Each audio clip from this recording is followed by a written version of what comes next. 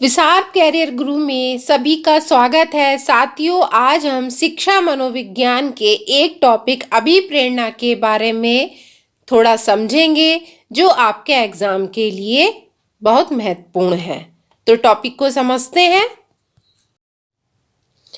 देखिए साथियों, आपका टॉपिक है अभिप्रेरणा।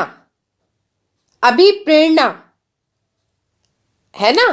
तो देखिए, प्रेरणा शब्द, जो प्रेरणा शब्द है वो लैटिन भाषा के मोटम शब्द से बना है। तो किस शब्द से बना है? लैटिन भाषा के मोटम शब्द से बना है। अगर आपसे पूछ लिया जाए कि प्रेरणा शब्द किस भाषा के शब्द से बना है, तो आप बोलोगे मोटम शब्द से बना है, जिसका अर्थ है मोटर तथा मोशन। इसके अनुसार प्रेरणा में गति होना अनिवार्य है। ठीक है ना। मोटर तथा मोशन, इसके अनुसार प्रेरणा में जो गति है वो होना अनिवार्य है। मनोवैज्ञानिक, ध्यान से समझना, मनोवैज्ञानिक क्रेज तथा क्रेजफील्ड के अनुसार प्रेरणा हमारे क्यों का उत्तर देती है। किसका उत्तर देती है? क्यों का उत्तर देती है। तो समझिए, जैसे हम किसी से क्यों प्यार करते हैं, हम किसी से क्यों घृणा करते हैं, तारे दिन में क्यों दिखाई नहीं देते हैं। तो जो क्यों शब्द है उसका जो प्रयोग किया गया है मनोवैज्ञानिक क्रेज तथा क्रेजफील्ड के अनुसार प्रेरणा हमारे क्यों का उत्तर देती है। अब देखिए, शिक्षा एक जीवन भर चलने वाली प्रक्रिया है, अर्थात क्रिया है। जो शिक्षा है वो हमेशा चलती रहती है, वो कभी खत्म नहीं होती है, चाहे वो हम किसी भी उम्र में क्यों ना हो। जैसे किसी भी क्रिया के पीछे एक बल कार्य करता है। कौन सा कार्य करता है? एक बल कार्य करता है, जिसे हम प्रेरक बल कहते हैं। कौन सा बल कहते हैं? प्रेरक बल कहते हैं। उसी प्रकार शिक्षा प्राप्त करने की प्रक्रिया में कार्य करने वाला बल क्या होता है? वो होता है हमारा अभिप्रेरणा। इतना समझ में आ गया होगा। बहुत ध्यान से समझना, आराम आराम से समझना, हर चीज आपको अच्छे से समझ में आ जाएगी। इन्हीं लाइनों में से आपके प्रश्नों को बना दिया जाता है, बस समझने की बात होती है। तो पहले टॉपिक अच्छे से समझेंगे, फिर बाद में हम प्रश्नों को देखेंगे। अब देखिए, प्रेरकों का वर्गीकरण। इनका वर्गीकरण क्या है? देखिए, आंतरिक अभिप्रेरक। आंतरिक अभिप्रेरक क्या है?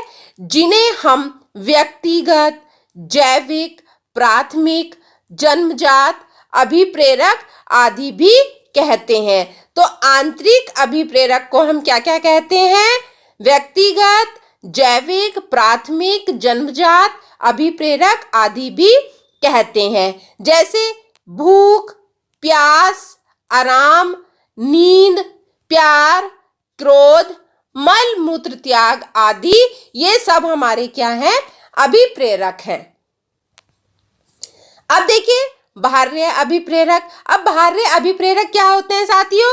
देखिए, जिन्हें हम सामाजिक, मनोवैज्ञानिक, द्वितीयक, अर्जित अभिप्रेरक कहते हैं। मतलब सुरक्षा, प्रदर्शन, जिज्ञासा, सामाजिकता और ज्ञान, ये सब हमारे बाह्य अभिप्रेरक होते हैं। अब देखिए, प्रेरक में क्या क्या होते हैं? जैसे आवश्यकता होती है ना, चालक होता है और एक प्रोत्साहन होता है। समझिए, आवश्यकता। आवश्यकता क्या होती है? यह हमारे शरीर की कोई जरूरत या अभाव है। आप बताइए कि यह हमारे शरीर की कोई जरूरत या अभाव है, जिसके उत्पन्न होने पर हम शारीरिक असंतुलन या तनाव महसूस करते हैं। जैसे भूख लगने पर खाने की जरूरत होती है, मतलब आवश्यकता पड़ती है। जब हमें भूख लग रही है तो हमें खाने की आवश्यकता भी पड़ेगी, है ना। पानी पीने का मन कर रहा है तो हमें पानी भी चाहिए, है ना। तो इस तरह की चीजें हमें आवश्यकता होती हैं। जैसे बीमार पड़ने पर, भाई बीमार पड़ गए हैं तो दवा की तो जरूरत पड़नी है, भाई ठीक होना है। अकेले रहने पर साथी की आवश्यकता होती है, भाई अकेले बैठे हैं कोई बातचीत करने वाला तो चाहिए। थक जाने पर आराम की भी जरूरत होती है, भाई थक गए हैं अब थोड़ा सा आराम कर ले। तो ये सब हमारी आवश्यकताएं होती हैं। आवश्यकता प्राणी की वह आंतरिक अवस्था है जो किसी उद्दीपन अथवा लक्ष्यों के संबंध में जीवों का क्षेत्र संगठित करती है और उनकी प्राप्ति के लिए क्रिया उत्पन्न करती है। हो यहां से काट लीजिए और यहाँ पे वह कर लीजिए। तो मतलब यह है कि आवश्यकता प्राणी की वह आंतरिक अवस्था है जो किसी उद्दीपन अथवा लक्ष्यों के संबंध में जीवों का क्षेत्र संगठित करती है और उनकी प्राप्ति के लिए क्रिया उत्पन्न करती है। अब है चालक। प्रत्येक आवश्यकता से जुड़ा हुआ एक चालक होता है। जैसे भाई खाने की आवश्यकता से भूख, है ना, खाने की आवश्यकता से भूख, भूख लगेगी तो भाई खाना चाहिए। पानी की आवश्यकता से प्यास, प्यास लगेगी तो हमें पानी चाहिए चाहिए। जब तक चालक शांत नहीं हो जाता तब तक हम तनाव में रहते हैं, मतलब जब तक हमारी आवश्यकताएं जरूरत पूरी नहीं हो पाती तब तक हम आराम में नहीं रह पाते। उद्दीपन या प्रोत्साहन। प्रोत्साहन वातावरण में उपस्थित तत्व है जो हमारे चालक को शांत कर देता है। जैसे प्यास लगने पर जीभ जो है तालाब, झरना, नदी, नाले का पानी पीकर अपनी प्यास बुझाता है। भाई किसी चीज को चलाने के लिए हमें चीजों की, अगर हमारी बॉडी है, ठीक है, बॉडी को चलाने के लिए हमें खाने की, पानी की, रहने की, सब चीजों की आवश्यकता पड़ती है ना, तो उसको हम चालक कहते हैं। उद्दीपन वह वस्तु, परिस्थितियां अथवा प्रक्रिया है जो व्यवहार को उत्तेजना प्रदान करती हैं, उसे जारी रखती हैं तथा उसे दिशा देती हैं। वास्तव में जो आवश्यकता है चालक एवं उद्दीपन में घनिष्ठ संबंध है। आवश्यकताओं चालकों को जन्म देती है। जो चालक है एक तनावपूर्ण स्थिति है, व्यवहार को एक निश्चित दिशा और रूप प्रदान करती है।